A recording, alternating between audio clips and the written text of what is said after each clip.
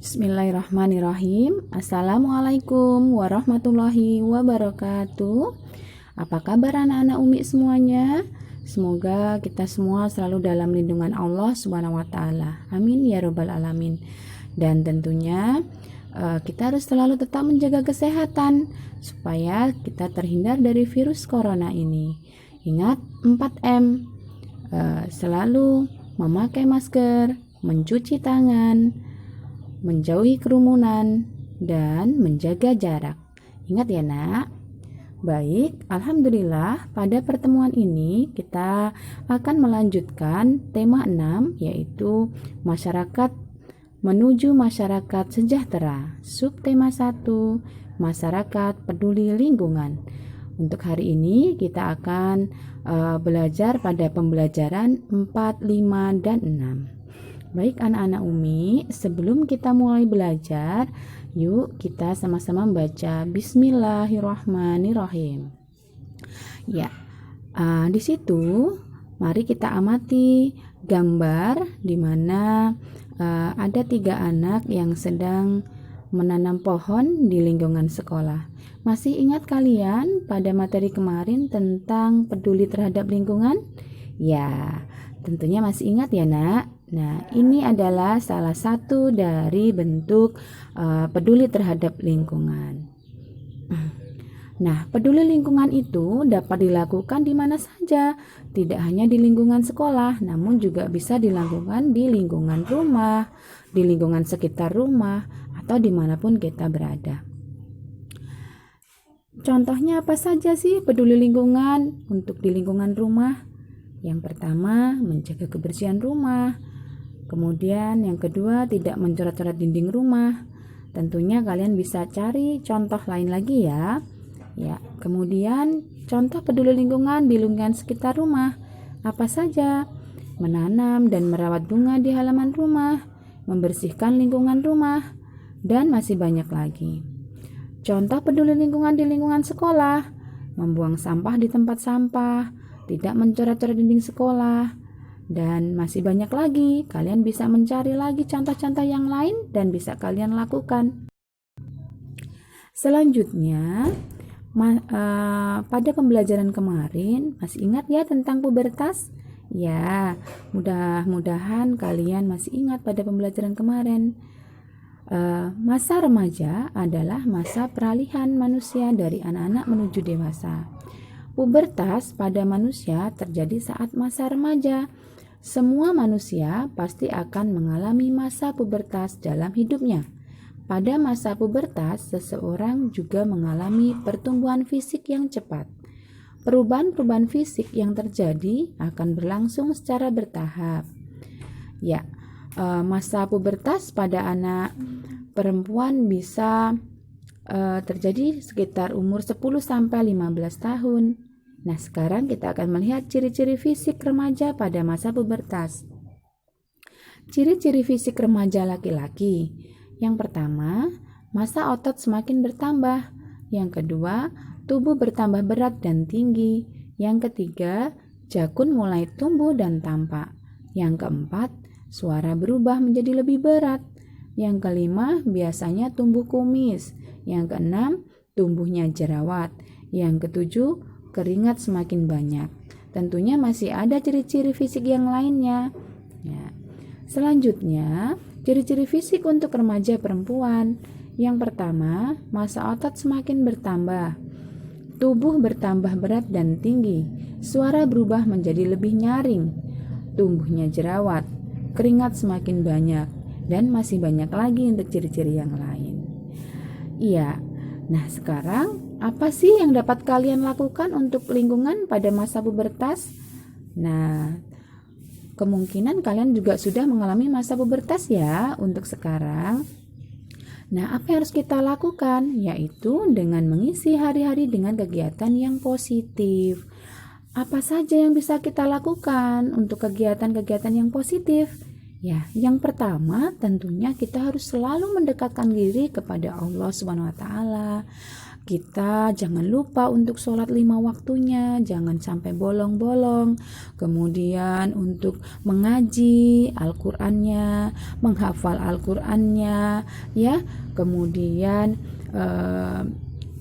beramal, kemudian kegiatan bakti sosial, pokoknya kegiatan-kegiatan yang positif. Kemudian selanjutnya apa?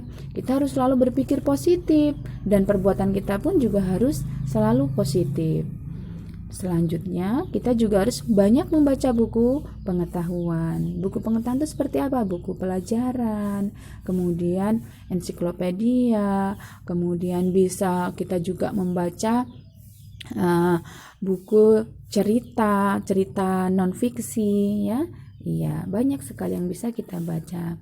Kemudian apalagi buku-buku agama, ya, buku-buku tentang ilmu agama, ya. Nah, selanjutnya ini yang penting juga, ya, kita harus bisa pilih teman, pergaulan yang baik. Ya, kita harus pandai-pandai untuk mencari teman. Jangan sampai kita salah bergaul. Itu yang terpenting. Ya, baik anak-anak Umi, selanjutnya kita bisa mengamati poster, ya. Silahkan dibuka bukunya. Ada poster di situ tentang pubertas. Nah, masih ingat kalian tentang poster? Apa poster itu? Poster adalah karya seni atau desain grafis yang memuat komposisi gambar dan huruf di atas kertas yang berukuran besar.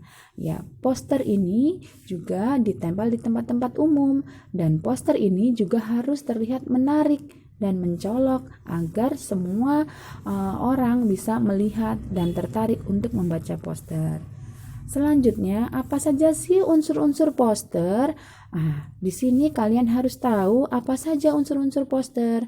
Yang pertama, judul. Jadi poster harus ada judulnya. Judul poster itu harus singkat, padat, dan jelas. Selanjutnya, unsur poster adalah informasi atau isi. Isi poster berisi penjelasan tentang judul poster.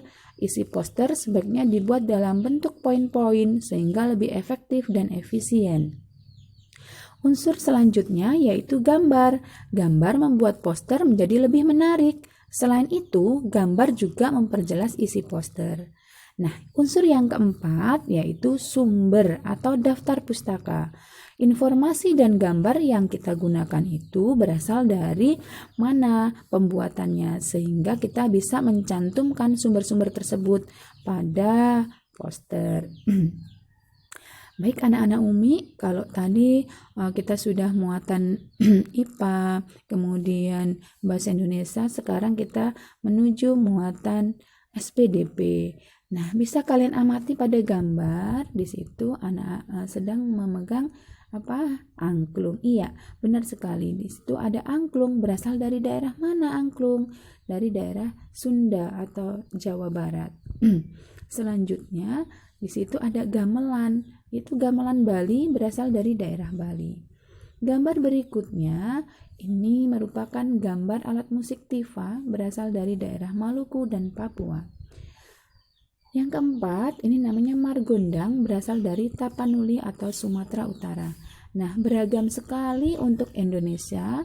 Di situ keberagamannya mulai dari berbagai daerah mempunyai alat musik masing-masing. Nah, di situ kalian bisa mengamati berbagai keragaman yang ada di Indonesia, baik dari bahasanya, kemudian pakaian adatnya dan alat musiknya. Nah, di situ anak-anak bisa kalian amati. Untuk selanjutnya, silahkan untuk mengerjakan tugas. Semoga apa yang Umi sampaikan tadi bisa dimengerti oleh anak-anak semua. Nah, untuk tugas yang pertama, anak-anak silahkan mengerjakan di buku tema 6 halaman 24 sampai 25. Ayo membaca. Silahkan untuk membaca bacaan dulu, kemudian dikerjakan latihannya. Yang kedua, ayo mengamati halaman 26. Di situ kalian silahkan mengisi untuk ciri-ciri pubertas pada anak laki-laki. Tugas yang ketiga di halaman 27, silahkan anak-anak mengisi ciri fisik pubertas pada anak perempuan. Tugas yang keempat yaitu ayo berlatih di halaman 33 sampai 34. Sebelumnya kalian membaca dulu bacaannya. Yang kelima, ayo mengamati halaman 39. Kalian silahkan mengamati tentang alat musik pada daerah masing-masing dan menjawab pertanyaan di halaman 40. Nah, itulah tadi tugas yang harus kalian kerjakan. Baik, untuk pertemuan hari ini Umi rasa cukup. Mudah-mudahan anak-anak semua bisa memahami dan mengerjakan. Tetap semangat walau dalam kondisi seperti ini kita masih daring. Jangan lupa banyak berdoa. Baik, untuk hari ini Umi akhiri, sama-sama kita membaca lafaz hamdalah alhamdulillahirabbil alamin. Doa penutup majelis, subhanaka Allahumma wa bihamdika asyhadu alla ilaha illa anta astaghfiruka wa atubu ilaik. Umi akhiri, wassalamualaikum warahmatullahi wabarakatuh.